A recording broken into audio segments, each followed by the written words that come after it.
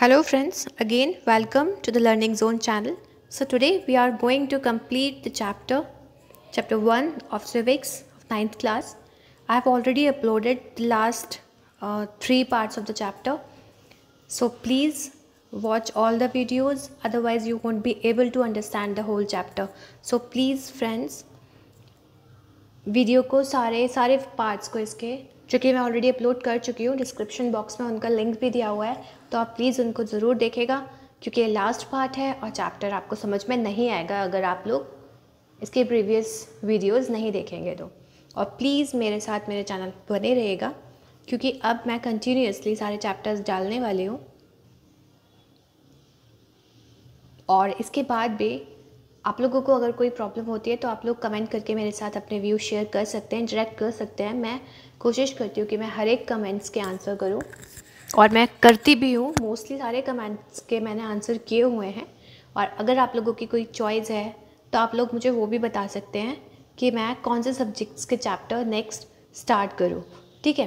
तो अब ये 9th के सिविक्स के तो चैप्टर मैं कंटिन्यू करूँगी ही, इसके अलावा भी आप लोग मुझे बता सकते हैं। So friends, without wasting any time let's start the chapter लोकतंत्र का वृहत्तर अर्थ। इस अध्याय में हमने लोकतंत्र की एक सीमित और विवरणात्मक शैली में चर्चा की है। हमने शासन के एक स्वरूप के तौर पर लोकतंत्र को समझा। लोकतंत्र की इस प्रकार की व्याख्या हमें उन न्यूनतम विशेषताओं या गुणों की पहचान कराती है जो लोकतंत्र की ज़रूरत है। तो फ्रेंड्स, इसमें जिन लोगों ने देख लिया है फर्स्ट, सेकेंड और थर्ड पार्ट, तो आप लोगों को समझ ही आ गया होगा कि पूरे चैप्टर में लोकतंत्र की डेफिनेशन, उसकी विशेषताएं, अलग अलग कंट्रीज़ में किस तरह से डेमोक्रेसी को फॉलो किया जाता है या नहीं किया जाता है और इसके मेरिट्स डीमेरिट्स हमने ऑलरेडी डिस्कस कर लिए हैं। तो वही चीज़ यहाँ पे बताई गई है कि यहाँ पर लोकतंत्र की विशेषताओं को, उसके गुणों के बारे में बताया गया है और नागरिकों को लोकतंत्र की कितनी ज़रूरत है, ये सब चीज़ें भी उसमें बताई जा चुकी हैं। हमारे समय में लोकतंत्र का सबसे आम रूप है प्रतिनिधित्व वाला लोकतंत्र। हम जिन देशों में लोकतंत्र होने की बात करते हैं वहाँ सभी लोग शासन नहीं चलाते। सभी लोगों की तरफ से बहुमत को फैसले लेने का अधिकार होता है। तो होता क्या है, अब जिन देशों में लोकतंत्रात्मक व्यवस्था होती है तो वहाँ पे जितने भी प्रतिनिधि होते हैं, ऐसा तो नहीं है या फिर जितने भी लोग होते हैं कि सभी मिलके एक साथ शासन चला रहे हैं। पहली बात तो जनता के द्वारा इसमें अपने प्रतिनिधियों को चुनाव किया जाता है जो रूल्स एंड रेगुलेशंस बनाते हैं, जो शासन चलाते हैं और जो शासक होते हैं। तो अब सभी लोगों की तरफ से जो एक बहुमत, मतलब कहते हैं मेजॉरिटी में जो डिसीज़न लिया जाता है, जो भी बातें होती है, फैसला लिया जाता है, मेजॉरिटी के हिसाब से लिया जाता है। तो इसी यही बात यहाँ पे बोली गई है कि सभी लोगों की तरफ से बहुमत को फैसला लेने का अधिकार होता है और यह बहुमत भी स्वयं शासन नहीं चलाता। बहुमत का शासन भी चुने हुए प्रतिनिधियों के माध्यम से होता है, यह ज़रूरी हो जाता है। अब बहुमत में जो चीज़ें आ रही हैं उसको हम अपने शासकों के द्वारा उसको मनवा सकते हैं। बहुमत खुद शासन नहीं चलाता, ठीक है। तो यह ज़रूरी हो जाता है क्योंकि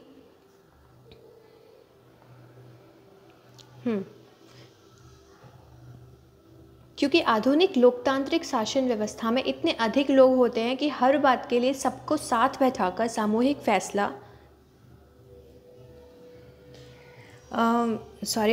सामूहिक फैसला कर पाना संभव ही नहीं होता है। तो अब ये बताया गया है कि आधुनिक जो लोकतंत्र है उस शासन व्यवस्था में इतने सारे लोग होते हैं, बहुत सारे डिपार्टमेंट्स होते हैं, सबके अपने अलग अलग विभाग होते हैं, उनमें चुने हुए प्रतिनिधि होते हैं और अब जनता तो है ही सारे। तो अब यही बात इसमें बोली गई है कि हर बात के लिए सबको साथ में बिठा करके सामूहिक फैसला कर पाना संभव नहीं हो पाता है। अगर ये संभव हो तब भी हर एक नागरिक के पास हर फैसले में भाग लेने का समय, इच्छा या योग्यता या कौशल नहीं होता है और हर एक नागरिक के लिए हर एक फैसले में पार्टिसिपेट कर पाना संभव नहीं हो पाता है क्योंकि कभी किसी के पास समय नहीं होता है, कभी किसी के पास उसकी इच्छा या योग्यता या कौशल नहीं होता है। तो बहुत सारी चीज़ें होती हैं कि हर एक व्यक्ति हर एक फैसले के लिए अवेलेबल नहीं हो पाता है। इसमें हमें लोकतंत्र की स्पष्ट लेकिन न्यूनतम ज़रूरी समझ मिलती है। इस स्पष्टता से हमें लोकतांत्रिक और अलोकतांत्रिक सरकारों में अंतर करने में मदद मिलती है।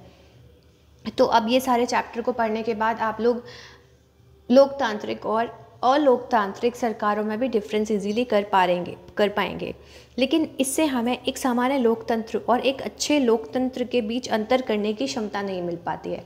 लेकिन हम इसमें अंतर नहीं कर पाते हैं। हम जान पाते हैं कि किसको क्या कहते हैं, लोकतांत्रिक क्या होता है, अलोकतांत्रिक क्या होता है, पर डिफरेंस हम इतना इजीली नहीं कर पाते हैं। इससे हम लोकतंत्र को सरकार से परे जाकर नहीं समझ पाते हैं। इसके लिए हमें लोकतंत्र के बृहत्तर अर्थ को समझना होगा। तो मतलब अगर लोकतंत्र की बात करें तो हम सरकारों तक ही सीमित रह जाते हैं। अगर हमें उसको और अच्छे से समझना है तो हमें इसके बृहत्तर अर्थ को समझना होगा। तो यहाँ पे एक इमेज दी हुई है, आप लोग उसको इजीली अपना बुक में देख सकते हैं।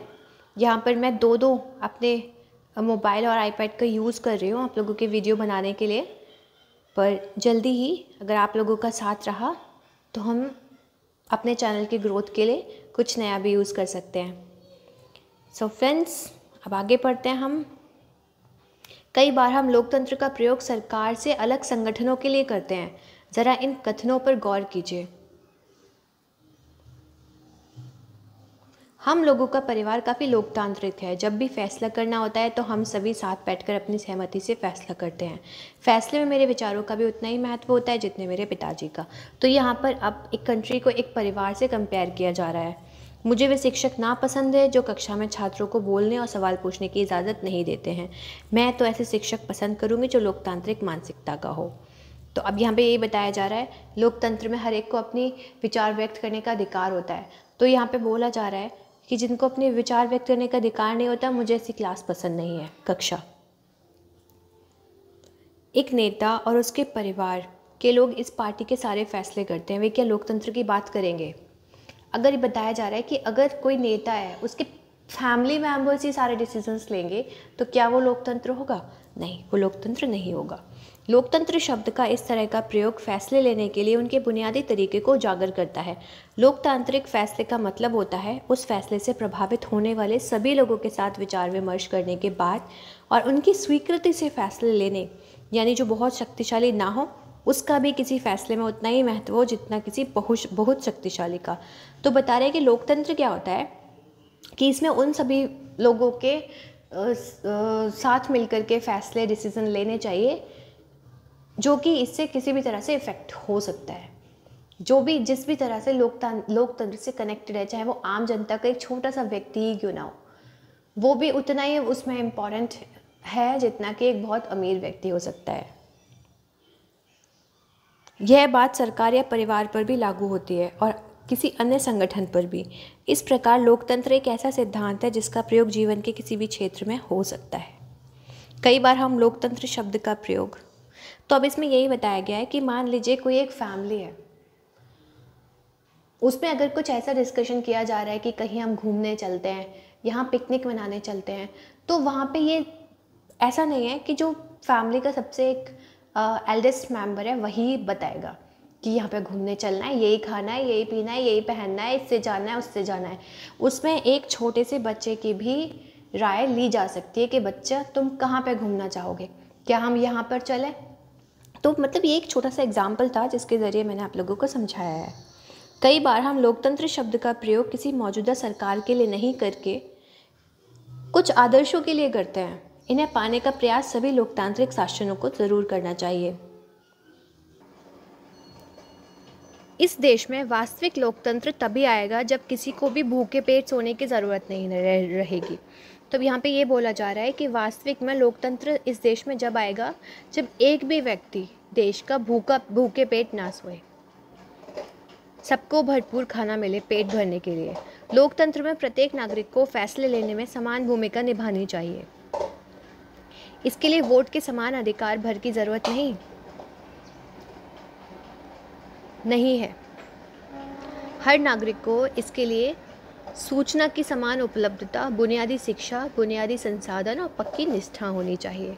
अगर हम इन आदर्श पैमानों के आधार पर आज की शासन व्यवस्थाओं को परखें तो लगेगा कि दुनिया में कहीं भी लोकतंत्र नहीं है। फिर भी आदर्श के रूप में लोकतंत्र की हमारी समझदारी हमें बार बार यह याद दिलाती है कि हम लोकतंत्र को इतना महत्व क्यों देते हैं। इससे हमें मौजूदा लोकतांत्रिक व्यवस्थाओं को परखने और उनकी कमजोरियों की पहचान करने में मदद मिलती है। इससे हमें न्यूनतम काम चलाऊ लोकतंत्र और अच्छे लोकतंत्र के बीच का अंतर समझने में भी मदद मिलती है। इस किताब में हमने लोकतंत्र की व्यापक अवधारणा पर ज़्यादा बातें नहीं की।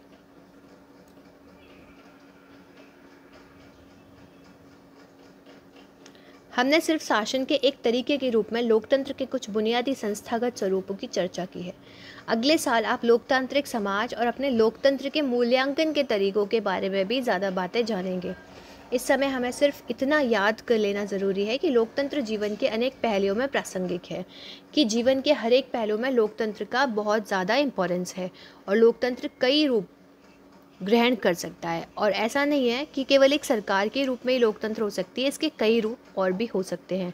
समानता के आधार पर चर्चा और विचार विमर्श के बुनियादी सिद्धांत को माना जाए तो लोकतांत्रिक ढंग का फैसला भी कई तरह का हो सकता है।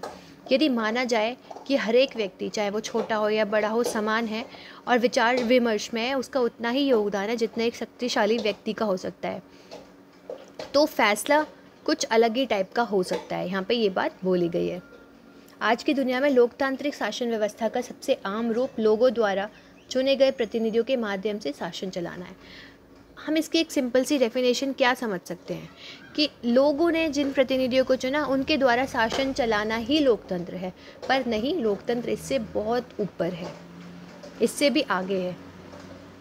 इसके बारे में हम अध्याय 4 में ज़्यादा विस्तार से पढ़ेंगे, जिसके बारे में चैप्टर 4 में अच्छे से पढ़ा जाएगा।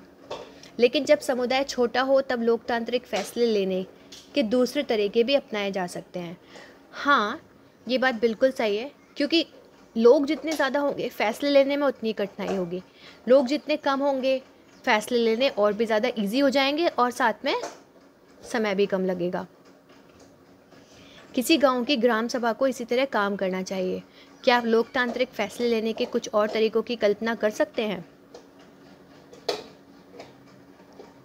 इसका यह भी मतलब हुआ कि किसी भी देश में आदर्श लोकतंत्र नहीं है। लोकतंत्र की जिन विशेषताओं की चर्चा हमने इस अध्याय में की, लोकतंत्र की न्यूनतम शर्तें हैं। मतलब ये आदर्श लोकतंत्र नहीं है, ये केवल इसकी कुछ शर्तें हैं, कुछ पॉइंट्स हैं लोकतंत्र के, पर इनसे यह आदर्श लोकतंत्र नहीं बनता। एक आदर्श लोकतंत्र में निर्णय लेने की प्रक्रिया लोकतांत्रिक होनी चाहिए।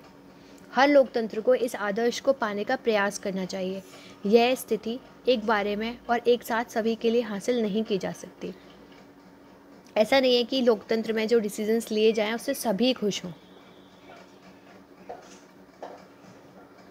इसके लिए लोकतांत्रिक फैसले लेने की प्रक्रिया को बचाए रखने और मजबूत करते जाने की ज़रूरत होगी। इन आदर्शों को और भी अधिक मजबूत बनाने के लिए, इनकी जो फैसले लेने की जो प्रक्रिया है उसको बचाए रखने के लिए और भी मजबूत करने के लिए और भी बहुत सारे ऐसे काम होंगे जो करने पड़ेंगे। नागरिक के तौर पर हम जो भी काम करते हैं वह भी हमारे देश के लोकतंत्र को अच्छा या खराब बनाने में मदद करता है। अब इसमें यह भी बताया गया है कि लोकतंत्र में केवल जनता के द्वारा प्रतिनिधि जो चुने गए हैं वही सारे काम नहीं करते हैं। किसी भी देश को अच्छा या बुरा उसके नागरिकों के द्वारा भी बनाया जाता है। यही लोकतंत्र की ताकत है और यही कमजोरी भी, और यही लोकतंत्र को मजबूती भी देता है और साथ में उसे कमज़ोर भी बनाता है। देश का भविष्य शासकों के कामकाज से भी ज़्यादा नागरिकों के कामकाज पर निर्भर करता है।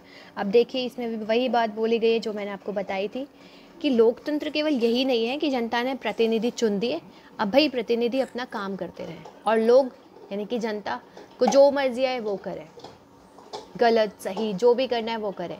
ये लोकतंत्र है? नहीं, ये लोकतंत्र नहीं है, क्योंकि प्रतिनिधि जो चुने गए जनता के द्वारा वो भी अपना सही काम करें, लेकिन जनता को भी अपने देश को, अपने समाज को अच्छा बनाने के लिए बहुत से ऐसे कार्य होते हैं जो करने होते हैं, क्योंकि नागरिकों के कृत्य, उनके काम भी देश के उत्थान और पतन में सहयोगी होते हैं। ये बात तो आप सभी जानते हैं। तो यही बात यहाँ पे कही गई है। यही चीज़ लोकतंत्र को अन्य शासन व्यवस्थाओं से अलग करती है। राजशाही, तानाशाही या एक दल के शासन जैसी अन्य व्यवस्थाओं में सभी नागरिकों को राजनीति में हिस्सेदारी करने की ज़रूरत नहीं रहती। अब जितने भी कुछ ऐसे राजतंत्रात्मक व्यवस्था, तानाशाही व्यवस्था या कोई ऐसी कंट्री जहाँ पे सिर्फ एक ही पार्टी हो, तो वहाँ पे नागरिकों के पास कोई ऑप्शन ही नहीं है दूसरी पार्टी चुनने का। तो वहाँ पे जैसी व्यवस्थाएं होती हैं तो वहाँ पे नागरिकों को राजनीति में हिस्सा लेने का अधिकार नहीं होता है। और अधिकार क्या, वहाँ पे ज़रूरत ही नहीं होती है। करेंगे क्या नागरिक हिस्सा लेकर के, क्योंकि जब कोई उनके पास ऑप्शन ही नहीं है, जो है सामने वही एक्सेप्ट करना है। दरअसल अधिकांश गैर लोकतांत्रिक सरकारें चाहती ही नहीं हैं कि लोग राजनीति में हिस्सा लें, और बहुत सी ऐसी कंट्रीज़ हैं जहाँ पे जो अलोकतांत्रिक हैं, गैर लोकतांत्रिक हैं, वहाँ पे वो सरकारें चाहती ही नहीं हैं कि लोग, आम जनता पॉलिटिक्स में इन्वॉल्व हो। लेकिन लोकतांत्रिक व्यवस्था सभी नागरिकों की सक्रिय भागीदारी पर ही निर्भर करती है।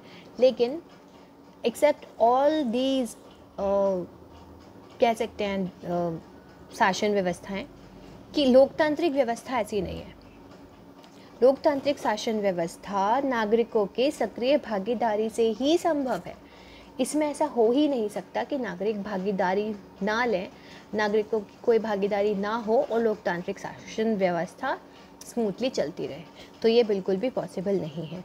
इसलिए लोकतंत्र के बारे में पढ़ाई हो तो लोकतांत्रिक राजनीति पर ही ध्यान केंद्रित करना चाहिए। So friends, here we have completed our first chapter of class 9th. इसके आगे क्वेश्चन आंसर्स हैं। आई होप आप लोग ये क्वेश्चन आंसर्स बहुत इजीली सॉल्व कर पाएंगे। और अगर कोई भी परेशानी होती है तो I am always there with my viewers, my listeners, my audience. आप लोगों का साथ भी मुझे इसी तरह से चाहिए। सो प्लीज़ आप लोगों को मेरी अगर वीडियो पसंद आई हो तो इसे लाइक, शेयर और सब्सक्राइब ज़रूर करिए। इसे शेयर करिए अपने फ्रेंड्स के साथ, जिससे वो लोग भी वीडियो देख पाएंगे, चैप्टर अच्छे से समझ पाएंगे और आगे बढ़ेंगे। So thank you friends.